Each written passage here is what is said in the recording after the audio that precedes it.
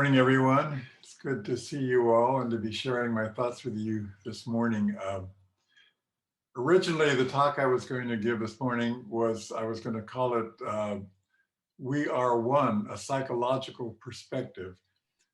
And then as I thought about that, it seemed a little bit too didactic and a little bit too academic and not really reflecting very clearly what I'm feeling these days. So I hope today to be talking more from my heart, a little less from my head.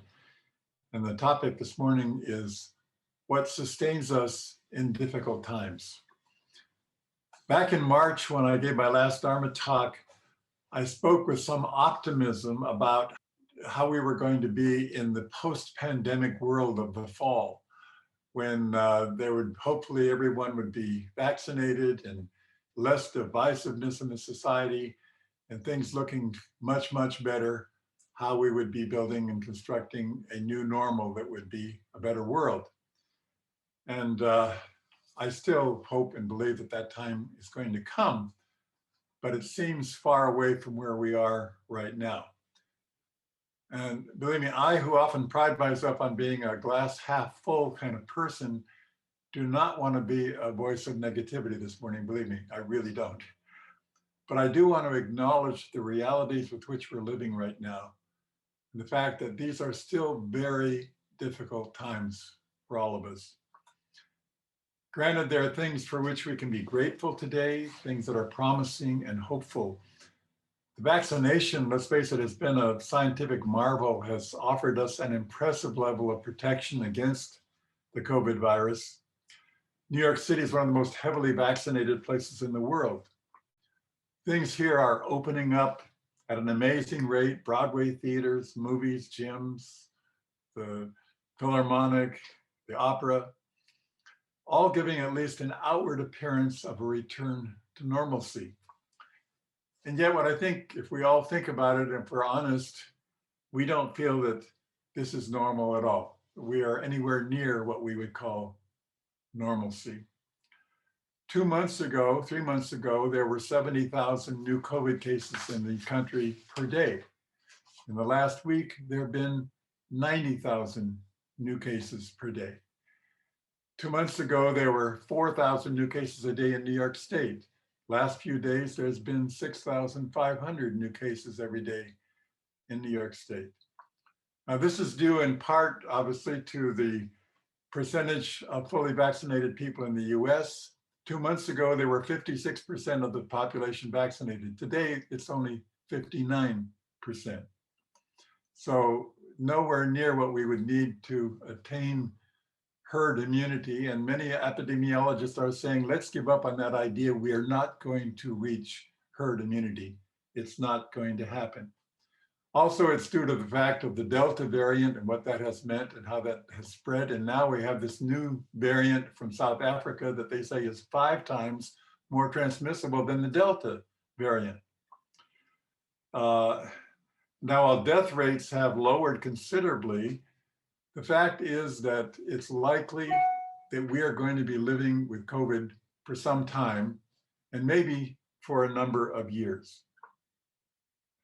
And meanwhile, the political divisiveness that became so apparent during the Trump era has not gone away. If anything, sometimes it feels like it's become worse with all of the anti-vaxxers and the noise that they've been making, the continuation of violence in our society.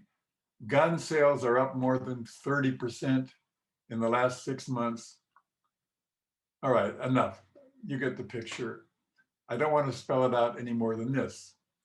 The point I'm trying to make is simply that if we were living in difficult times back in March when I last spoke, we're still living in times that are very difficult, and it's hard to have any perspective on when to expect that that's going to change dramatically.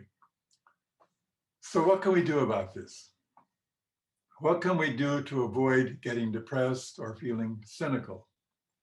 What sustains us in difficult times? I can only speak from personal experience and tell you what sustains me, and I hope that some of this will apply to you as well. And the things that I'll list are not necessarily in the order of importance, but just as they have come to mind. The first thing that comes to mind is the importance of not losing my faith, not giving in to depression and frustration, not losing faith in the belief that what I say and do matters, even though I'm only one of 8 billion people on this earth and one piece of sand in the beach of humanity.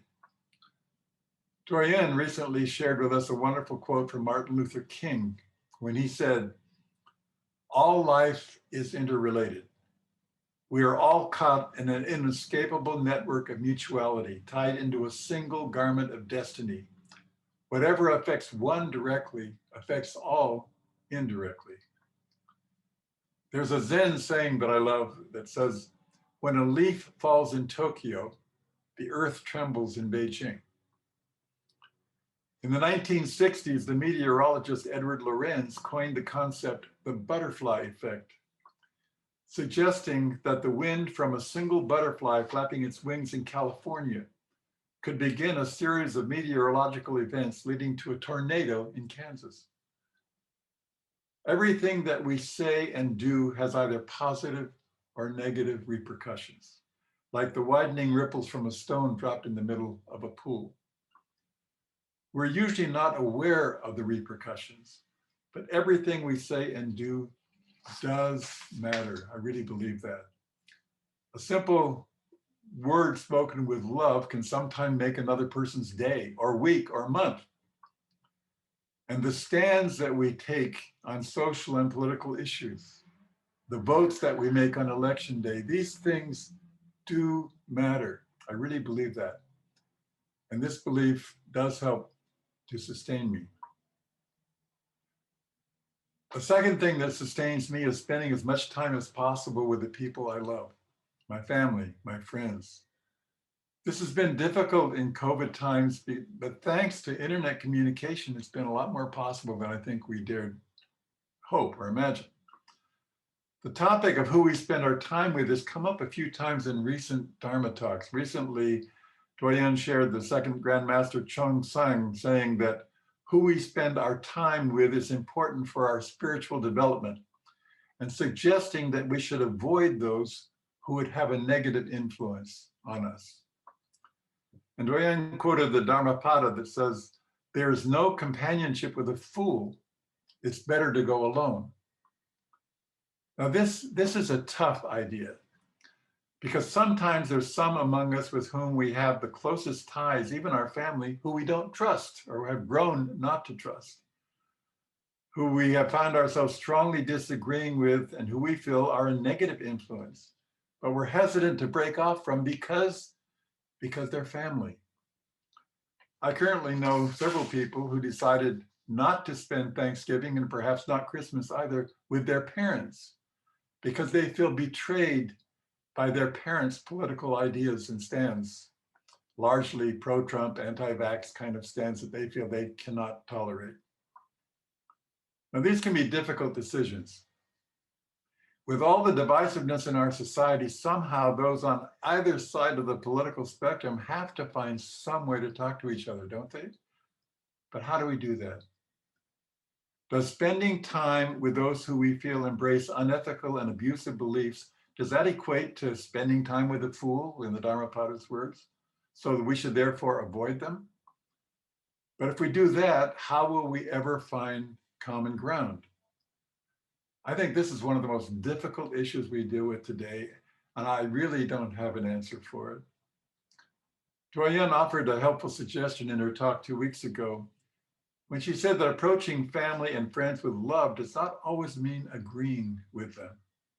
Sometimes it means being thoughtfully critical, not from a sense of anger or condemnation, but from a motivation of love, of wanting to do what's best for them and for us. Having said that, nonetheless, I find it sustains me to spend as much time as possible with those whom I love and respect, and from whom I feel mutual love and respect. And that very much includes this Sangha. Thirdly, I find it sustains me to do those things that I love to do. This involves a whole host of things. It can mean taking a walk in which I enjoy the natural beauty in the park, or it can mean sitting in a movie theater watching a movie that I like, playing the piano, enjoying a good meal at the Italian restaurant around the corner from my apartment. The important thing is that these are things that I enjoy. The psychologist Karen Horney wrote an essay several years ago called The Tyranny of the Should, in which she stated that a large part of positive mental health is being able to replace a lot of the shoulds in our lives with the want tos, doing more what we want to do rather than what we feel we should do. Now, while this sounds selfish, she suggests that the fact is that if we really follow our gut and do more what we need and want to do, we often end up largely doing the right thing and being freed from the resentment of following shoulds all the time. Of course, that does not free us from the need for discipline in our lives. If I spent all of my time, all my free time watching shows on Netflix, I don't think I'd feel very fulfilled. But during the COVID crisis, it's felt good to give myself permission to watch Netflix and Amazon Prime, baseball games, football games, basketball games. And it's been great to go back to movie theaters. I've been to 5 movies in the last 6 weeks, with my mask on, of course. It has felt very freeing. Last Sunday night, I had a wonderful time with my granddaughter, 2 Sundays ago, actually, at the Big Apple Circus. This was the best of both worlds, being with someone I love dearly and doing something I really love to do. So doing what we love to do, which is different for each of us, I think, within reasonable limits of time and energy, can be very sustaining. And I think we need to give ourselves permission to do that. A fifth thing that I've found sustaining is trying to maintain a positive attitude, trying to see the good things, even in troubled times, and being grateful for them.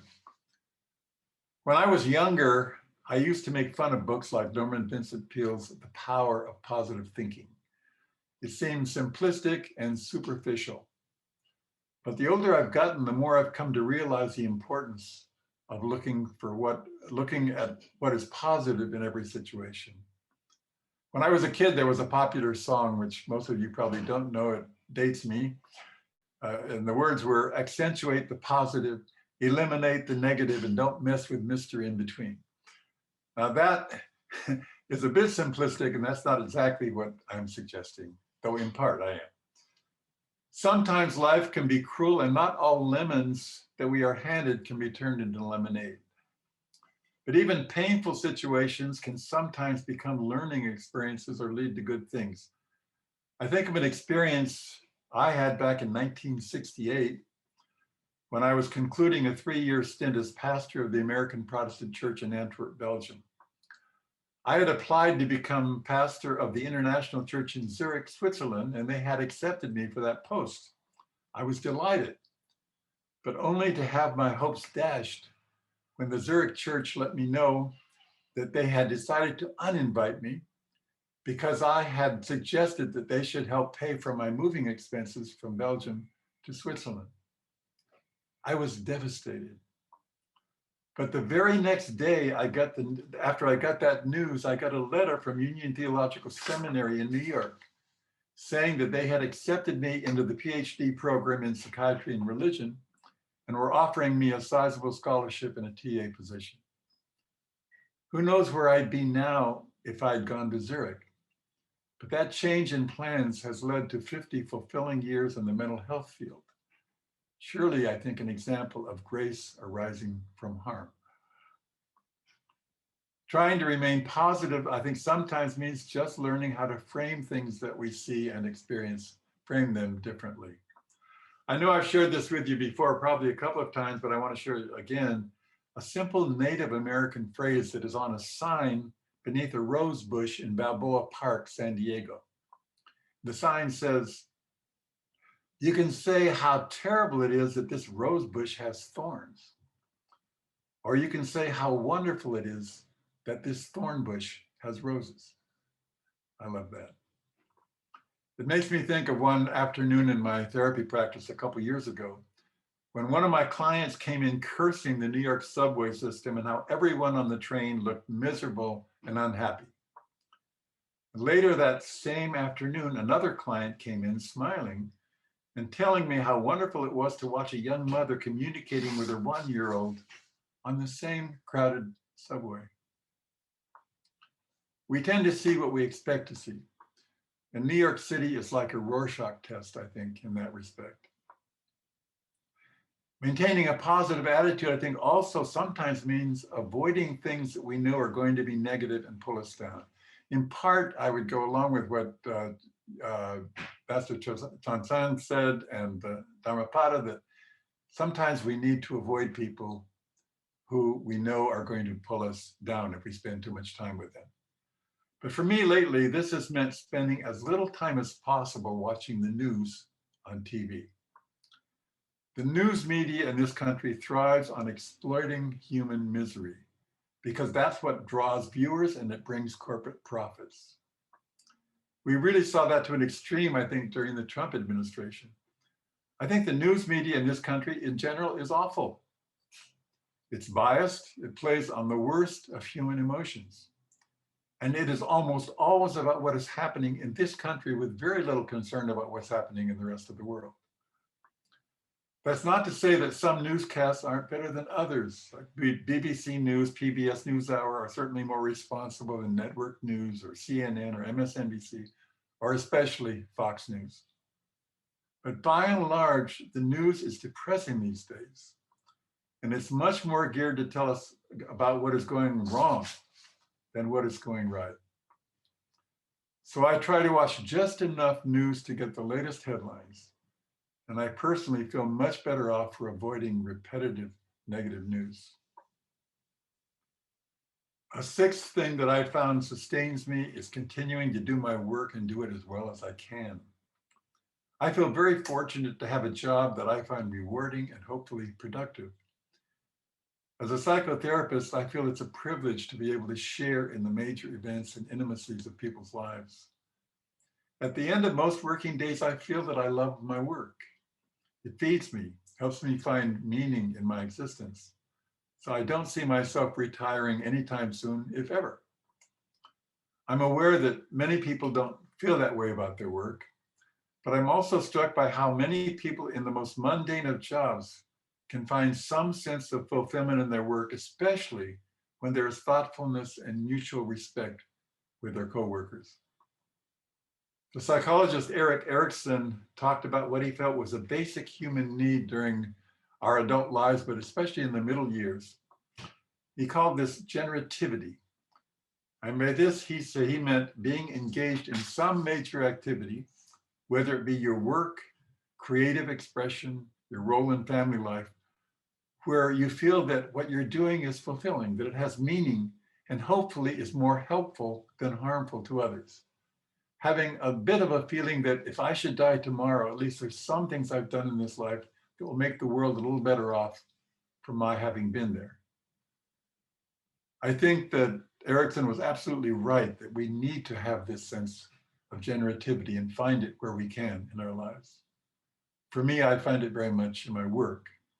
For you, it might lie in other aspects of your life, but I think we all need that sense of generativity to sustain us.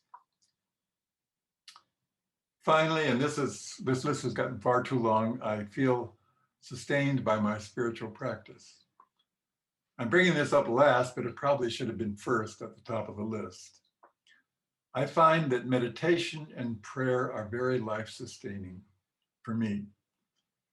And as Doyen pointed out in her talk 2 weeks ago, perhaps even more sustaining is the community, the Sangha in which we all share. It is so important for me to know that I'm part of a community of Won Buddhists who share my desire for a better world, which is governed by love, compassion, and empathy. Part of a community in which one can talk about spiritual issues and be taken seriously. And being part of this Sangha has been a real blessing for me for the past 25 years. I feel blessed to be a part of this community. It really goes a long way in sustaining me in these tough times. Thank you for letting me share my thoughts with you this morning.